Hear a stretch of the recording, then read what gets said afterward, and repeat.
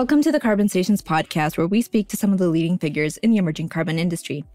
Joining us for today's episode is Marian Krueger, co-founder of Remove, an accelerator program focused specifically on supporting new companies in the carbon removal space. Marian, it's a pleasure to meet you, and thank you for making the time to be on the show. We have a tradition on this podcast, which is first to get to know our guest's background a little bit before we move on to the carbon side of things. So please do tell us a bit about yourself and what essentially led you to the carbon removal space. Sure, happy to. Thanks for having me. Great fan of the podcast, so excited to be here. So I'm a behavioral economist by training, but really spent my whole career in climate tech, even when it was still called cleantech. I started out working for a green utility in Germany and then founded my own startup in the solar PV space. We optimized large solar parks all over Europe with drones and AI. And then after that got acquired, I spent some time traveling, but definitely wanted to continue to stay in climate tech and even improve the impact that I was having. So I joined ETH Zurich, not in any academic role, but there is a very interesting group called the Sustainability and Business Lab, which I haven't seen anywhere else in the world, quite frankly. It's connected to the university, but basically a think tank / boutique consultancy working on really hard climate problems. And there I took over to lead the decarbonization efforts. And that also really was the foundation for me getting into carbon removal. We were working a lot on hard to decarbonize sectors. So maritime shipping, aviation, cement, and also waste to energy. And in one project, we tried to figure out, hey, what options do waste to energy plants in Switzerland actually have to decarbonize? And really, the only way to do that is to do point source CCS, so to capture the emissions at the source, then transport and store them for extended periods of time in either under the North Sea or in Iceland using Carbfix. And in Switzerland, the waste energy plants burn about 50% biogenic waste. So that's household waste, that is trimmings from woodwork. And those, of course, are biogenic. And if you then capture that CO2, we quickly realized, well, this is actually carbon removal. This was back in early 2020. So that really was my first interaction with carbon removal. So then looking at trying to figure out, hey, what is this thing called carbon removal? How does it affect the business case for waste to energy? Really led us to, we'll consider carbon removal as not only a part of the mitigation portfolio we will need in 2050, but also as something that we would need to take a closer look on if we wanted to find systemic gaps that we could potentially also fill with projects. Okay, thank you. And so why did you choose to co-found Remove, and what exactly led you to this particular way of taking climate action? Yeah, so it was really sparked by this insight, looking at the numbers that IPCC scenarios back then already were telling us we'd need in 2050 in terms of volumes of carbon removal.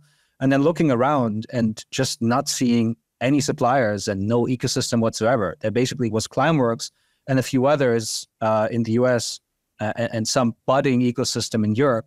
But that was about it. So we clearly saw back then at the Sustainability Business Lab that this was a systemic gap. CDR is fundamentally different from other industries. And so also with my startup background, I thought this needs dedicated support.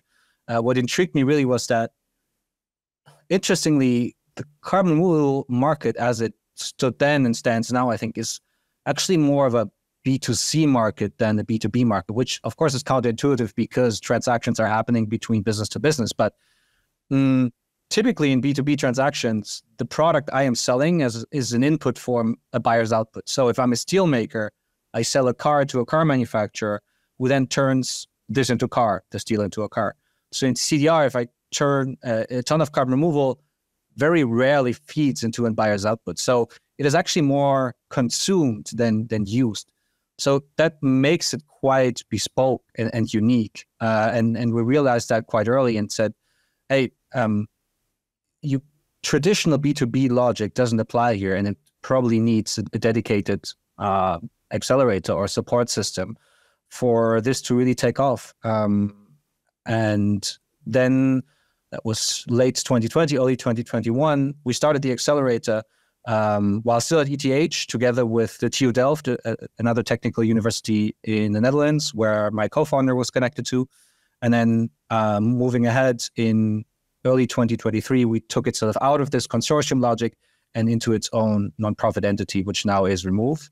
And the decision to do it as a nonprofit was, I think, very deliberate because we really wanted to put impact and closing systemic gaps first and didn't want to, say, compromise because of financial interest or anything. And I think we're very happy with that decision. So that's sort of how Remove as a separate entity came into being. That's very impressive. I was curious also to find out more about the application process for Remove, if you could share a bit about what that looks like. And yeah, if I were a startup to say, what would I have to do for you to approve of me? No, absolutely. So first of all, having been founders ourselves, we know that most time, the constraining resource is time. So we've tried to really make the process as efficient as possible. The first thing that you'd need to check is whether you're based in Europe, which I know you are, so that we can do a check mark behind that. When it comes to the carbon removal solutions we support, we're agnostic as to what type of removal solution you would be developing. So we're open to more temporary nature restoration, we're open to more durable solutions, and also the enabling environment, say MRV providers or marketplaces or insurance providers, because we believe fundamentally that it requires all of this. So if you work on carbon removal in Europe, that means you're eligible and you can apply on our website. We really have tried to keep it as easy as possible. And after you've applied, we will have a quick short interview with you just to get to know you, to figure out, is the accelerator a good fit from your end, from our end? And then we have an external jury that will make decisions based on the application that you've sent in. We actually have a deadline coming up for the next cohort, which is 1st of March. So if anyone's listening out there, working on carbon removal, early stage, and is based in Europe, we're very happy to hear from you. Absolutely. There will be a link for Remove's website in the description of this podcast as well. I know that you also prefer it for startups to have more than one founder. Can you share why that is? Yeah, I think it's also a bit from our experience. We know that it is not uncommon for someone to, for instance, develop a technology at the university and then try to commercialize it. Building a startup is hard, and it's very hard to do by yourself. This is not a very hard criterion. So if you have an absolutely breakthrough technology and you apply, we encourage you to find a co-founder. We're happy to help you on that. Building a startup by yourself as a single founder is tricky, and there is data out there that should suggest having one to several co-founders quite significantly increases the chances of you making it. And quite frankly, it's also good for your mental health because indeed it is, you must be a bit crazy to start a startup. And then even more so in an industry such as CDR or in climate in general. So it helps to have someone whom you can share your mental burden with, whom you can complain about the market, the tech, and share your sorrow. And quite frankly, also celebrate your wins. Thank you. So with all of that said, what benefits do startups reap from being accepted by Remove? Yeah, I think the most relevant thing we provide is the CDR expertise. So we've very deliberately said we are not going to be a broad climate tech accelerator. We are going to focus on this small niche that is carbon removal, which in the future will become a massive industry, which currently is a niche. Why do we do that? Because of what I mentioned earlier, right? It's just a very unique industry. It's quite bespoke. Carbon removal as a product is different from any and all other climate tech products out there. So that's why we said, hey, it needs to be a dedicated program on this. And that's why also we've really gathered tremendous amounts of expertise internally, but also have an expert network that we bring in. And this is from the feedback surveys and interviews that we do with our alumni. We know this is really what they come for, because we focus on CDR, because we have the relevant expertise and the network that we can support them.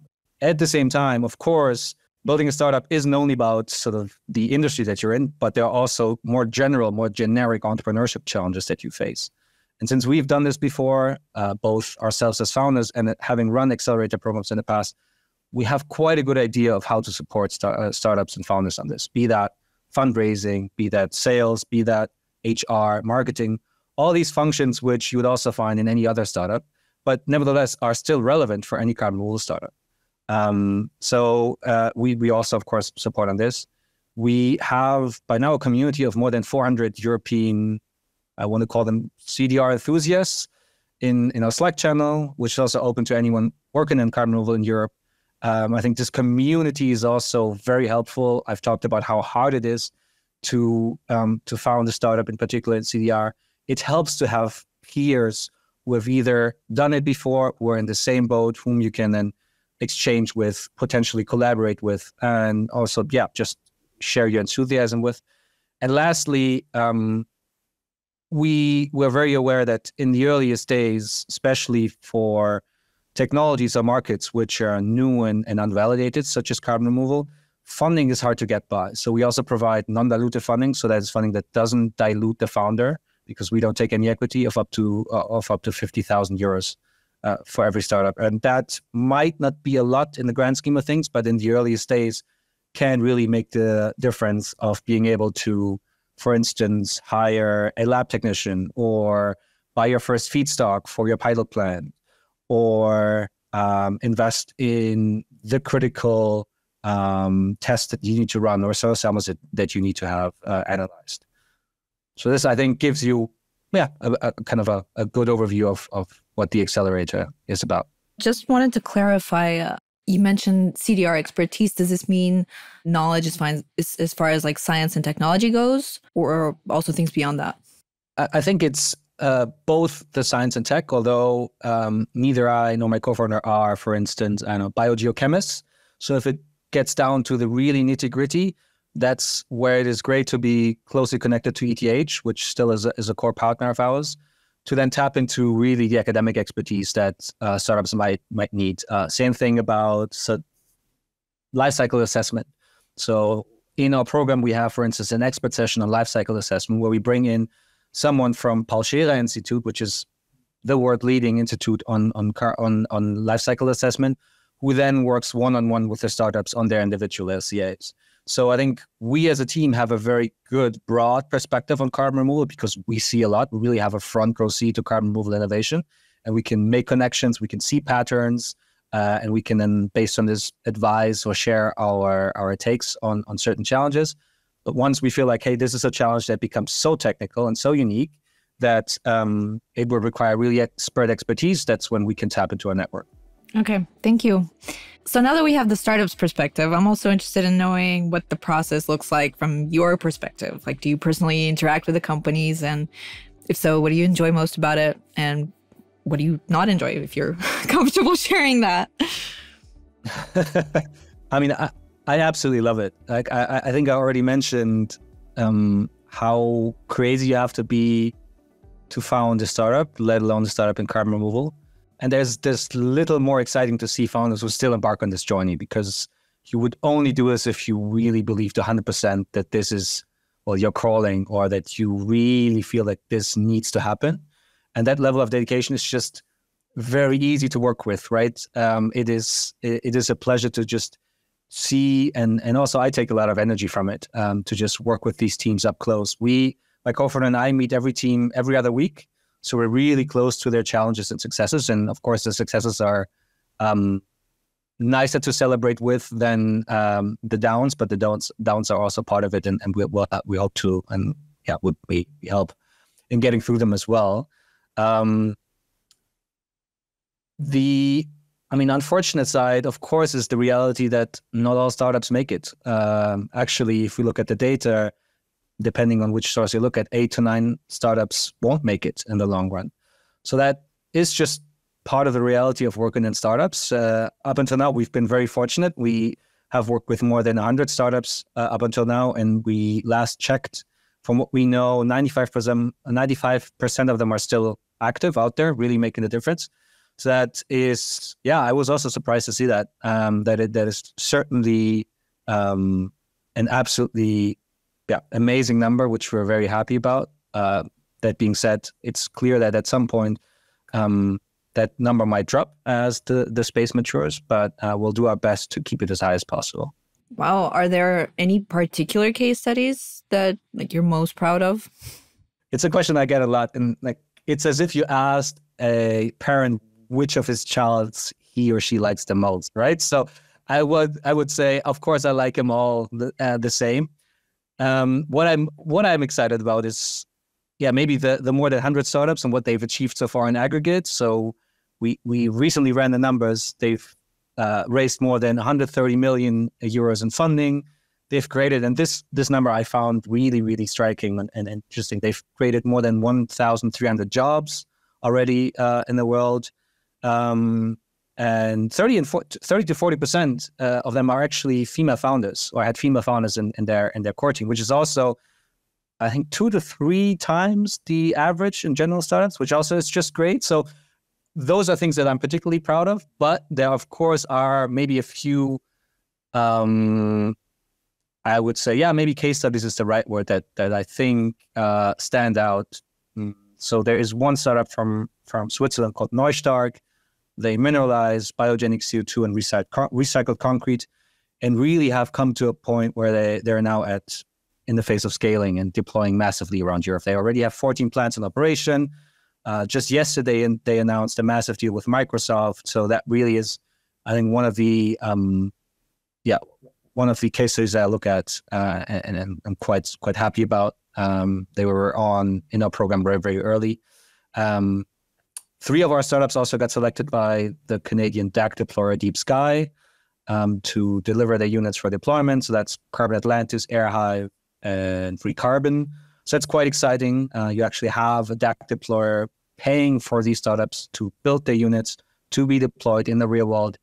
Quite exciting. And maybe as a third one, to also give you maybe touch on the nature restoration side a bit. There's a startup from France called Morpho.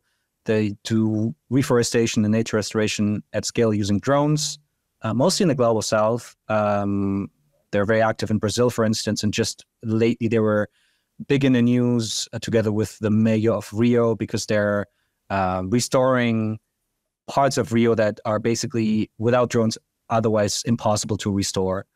So these are maybe just a few examples, but again, I love to work with any and every startup that we have, and all of them are making tremendous strides. That's brilliant. I'm really impressed by literally everything you've mentioned so far. So thank you for sharing all these details of how a climate accelerator operates and the contributions you make to the world, really. On a different note, I would like to also get your take on the EU's recent 2040 emissions reduction targets proposal, and what and how it will come to mean for the carbon removal space at large. Yeah, I think it was quite exciting to see it. There were leaks beforehand which suggested maybe more progressive takes or content from a carbon removal perspective. What we now have in the end is, I think, decent. What's on the positive side, I think it's very good that there are at least semi-separate targets for emission reductions and removals. It's not perfect because there's no real distinction between temporary and more durable forms of carbon removal. They're sort of mixed together.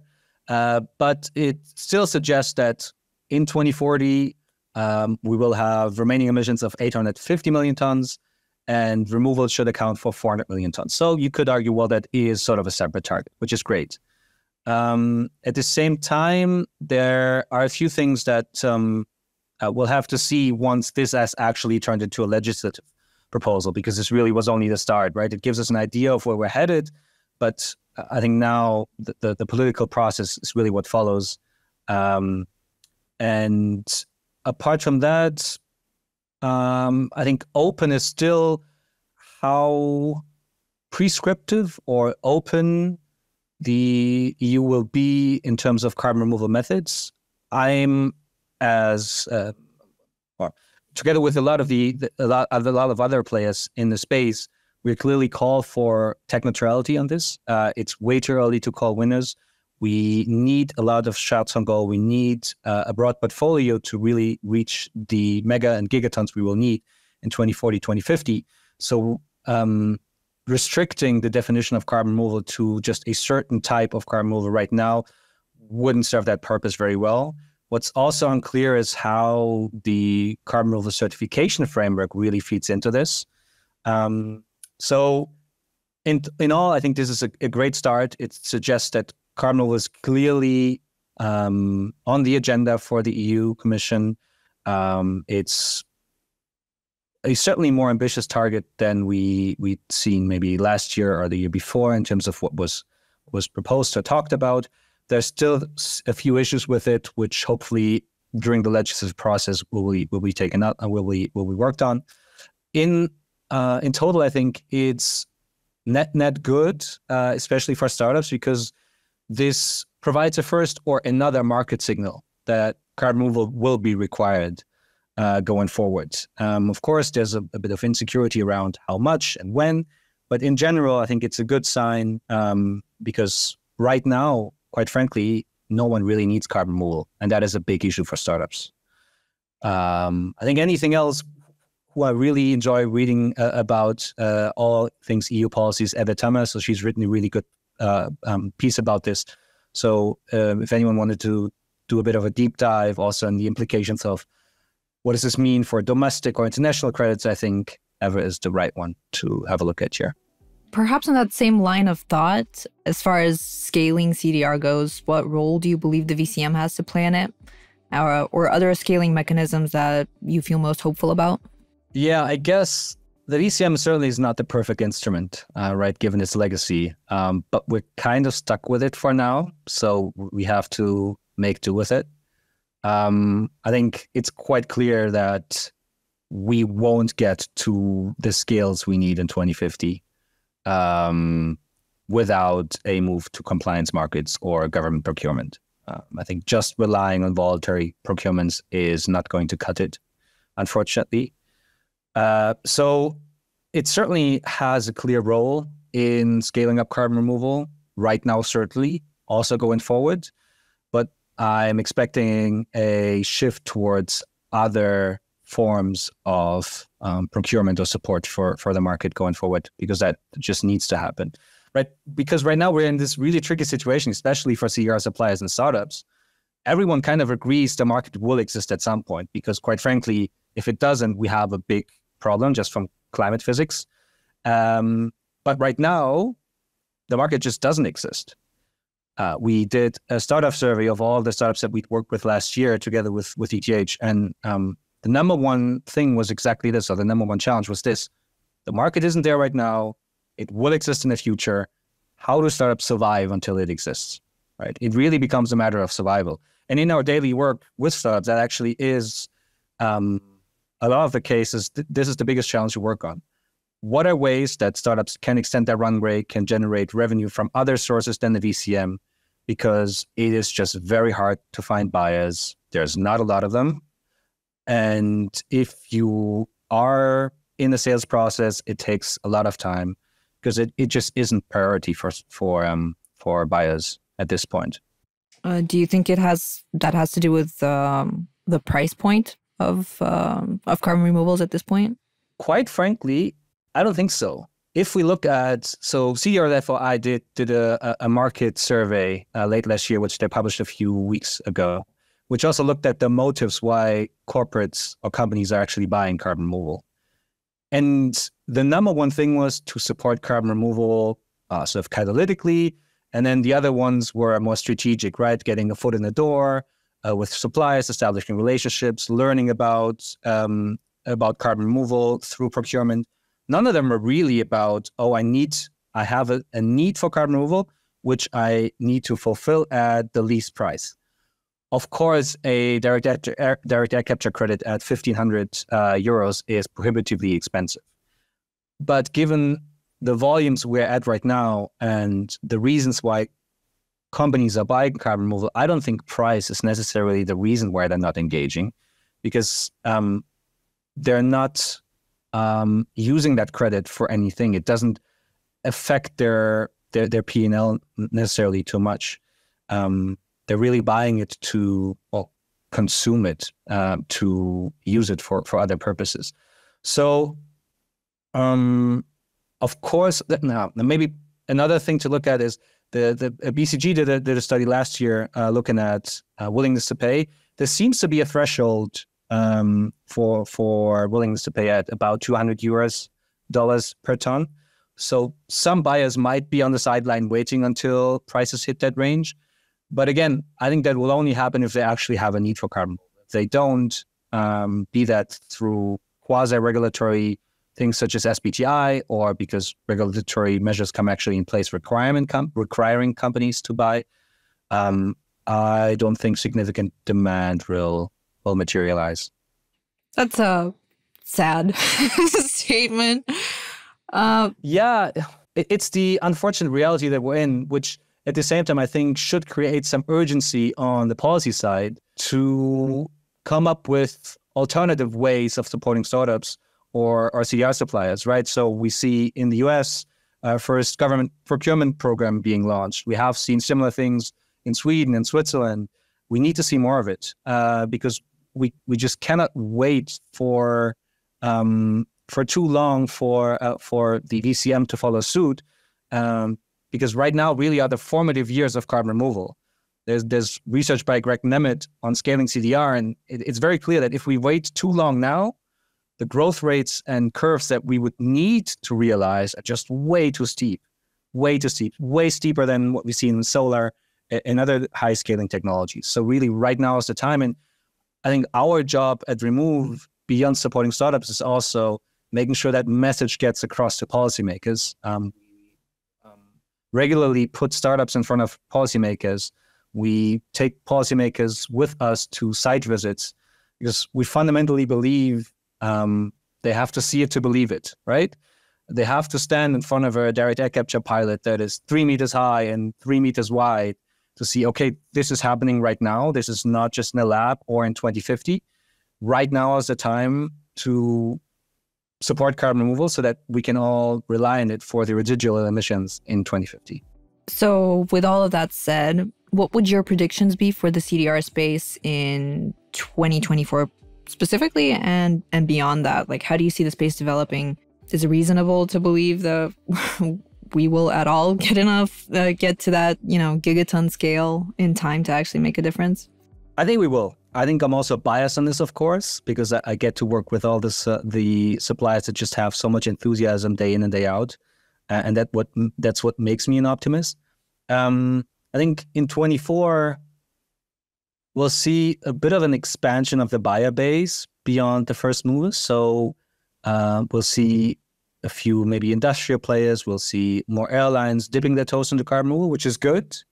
But they'll probably only be doing it in small ways because, again, there's no real rationale to buy. So what would be a game changer here is if SBTI gave clearer guidance on the way that corporates should deal with carbon removal and should deal with it right now, namely buy it right now already. I think maybe looking at specific carbon removal methods, I'm looking forward to more clarity on how we deal with uncertainties in open system CDRs, so be that enhanced rock weathering, ocean alkalinity enhancement. I think these hold tremendous potential for scale, but because they are open systems by their nature, they just come with a lot more uncertainty. And we need to find ways as a space to deal that and find acceptable levels of uncertainties and how to incorporate them in crediting mechanisms. And I think what 24 will also show is that, most of the CDR activity up until now has happened in North America and Europe. But I think we'll slowly, or rather fast, hopefully, realize that just like climate change is a global problem, the solutions to it need to be global as well. So carbon removal would need to become a global industry, especially the global south, which is most affected by climate change, hasn't really contributed to it significantly. So I think carbon removal could be an opportunity for them to move beyond mere adaptation to take a more active role in actually fighting the climate crisis, and also partake in the value creation that lies in it. So I think there's plenty of great examples already in India, be that Mash Makes or Mati, or in Kenya with Octavia, the Great Carbon Valley. And I think looking ahead, this has to be part of how we think about carbon removal. I think we need to think about carbon removal as a globalized industry. And also for us at Remove, this is quite key to what we'll be doing next. I mean, we'll continue to support the European ecosystem because we just need to have more startups coming out of it. We need to have more shots on goal. But we also want to create those or help create those entrepreneurial ecosystems in these geographies. We'll be kicking off a first program in India in the second half of this year. There's just massive potential CDR and massive potential for job creation. So also from an economic perspective. And there's also a few other geographies which I think could also benefit from a supportive entrepreneurial ecosystem to ensure that the Global South isn't just a geography for us to deploy carbon removal, but one that really develops carbon removal and makes sure significant amount of the value created stay within those communities. Excellent. And speaking of plans for the future, are there any other announcements or other major steps that you're ready to speak to? Yeah, I think for us, the key really is our three priorities. It's one, the European program, continuing to do it. The second one is to follow through on our policy theory of change to make sure we get as many startups in front of policymakers as we can. And the third one is the geographic expansion, if you will. All of this, of course, sort of is reliant on support from partners as we are a nonprofit. So that, I think, is the fourth focus for us, is to fundraise, to have the resources required for us to follow through on all these systemically relevant gaps that we want to work on going forward. Brilliant. Marian, thank you so much for this wonderful conversation. I really enjoyed learning about Remove's role in mitigating climate change and supporting carbon removal. It was a pleasure to have you on the show. Thanks, Violet. Much appreciated. Thanks for having me.